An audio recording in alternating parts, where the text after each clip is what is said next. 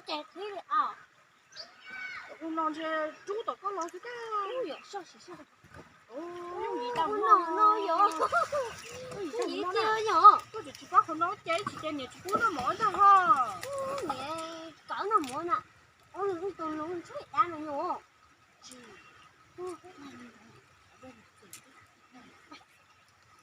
có được cái gì có mặt cơ đó to quá cơ chạy thế nào rồi như tôi lâu nó cái gì mà ông nó nè cô tụi nó là tôi tụi té mà cô thì tụi té không té hả gì mà nó chỉ sẽ có chơi của nó tao ấy đó cũng cả ô tô này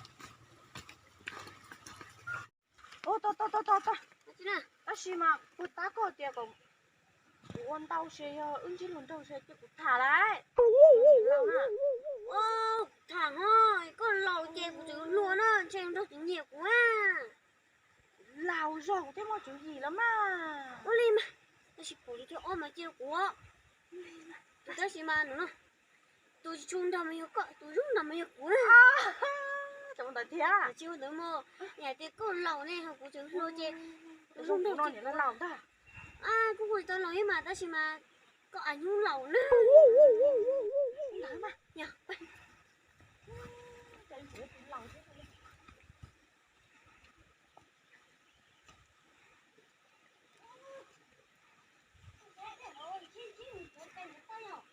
nếu mình lo là hai sao chính là cái lo ấy phải cái rất đấy à cũng lên mà tới đây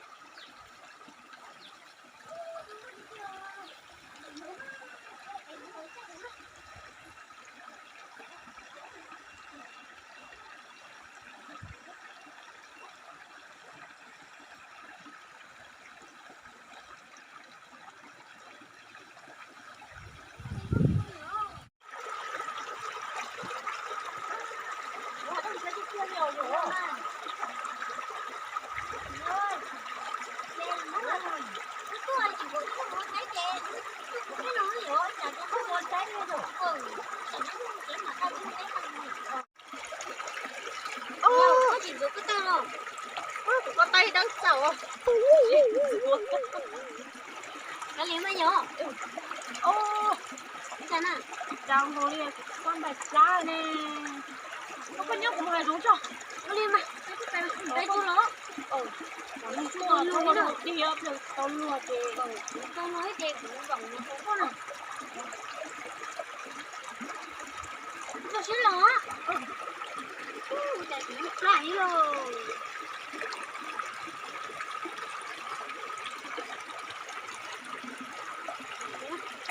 chạy để chia luôn này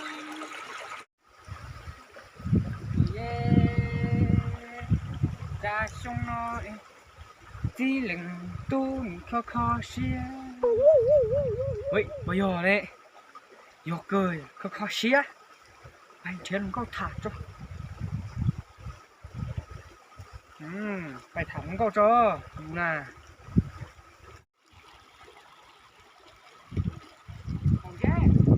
ơi đi qua cờ lá lô dép lùng đấy bầu đi cơ na chính xác này của em này cầu xía đâu có là cầu lúa đâu có là chính xác đó con nói này con nói tao thế rồi lượt tên mà chỉ bao hay tiệt cầu là chỉ cầu đó chỉ mang được cú thúc khen nữa nè cầu họ đi con nè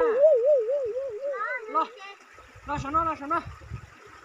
sao nó cô phụ cầu lúa lo sao nó chịu con nè lo cho tôi lo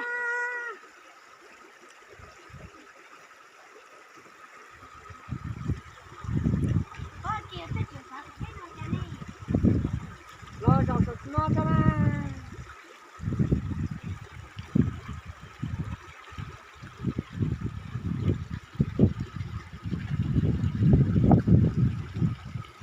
anh chị thế nào lo dòng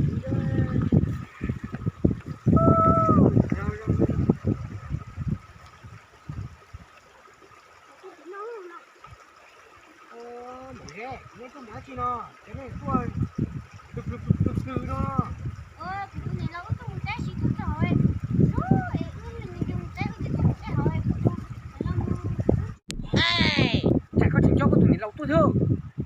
cầu lũ rồi chơi to lũ luôn không phải nhớ đâu phải chịu Tụi nhìn lâu thế tụi lâu chả có nè.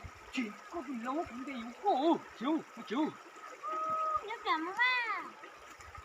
Tụi nhìn lâu nữa thế không tự thứ tôi chỉ phê nè nhưng nó chúng tới chơi của tôi chỉ cả. À còn thằng nó còn tôi chỉ phê sao chả chỉ của tôi chỉ. Dạ, chắc có giàu quá chứ na. Ồ, thế mới tụi nó nè. Ê, cuốn số cái tàu nào? Ê, cuốn nó nè. Ê, nó chơi tiền. Cuốn nó chơi chỉ nó bỏ chơi nó cầu lúc nó. Ê, nó cuốn lọc xuống nó nè. Cuốn lọc chơi nữa tiền. Cuốn linh tụ rồi. Bé linh tụ rồi của tiền. Có cuốn của tụi này là út tụ rồi nó chơi chay nó chơi khiêu. Ô, anh đừng tới chị to của bỏ nó chơi mua lên na. Chưa. Rồi chứ của hai chú có tụi này lâu nó chơi nó chơi khiêu. Anh em không đâu thế nào. Ồ, chúng tôi là xin cho phản bóng ha. Chị ưng sẽ chọc cái lấy rồi. Sát qua. Cháu cũng bỏ tay nó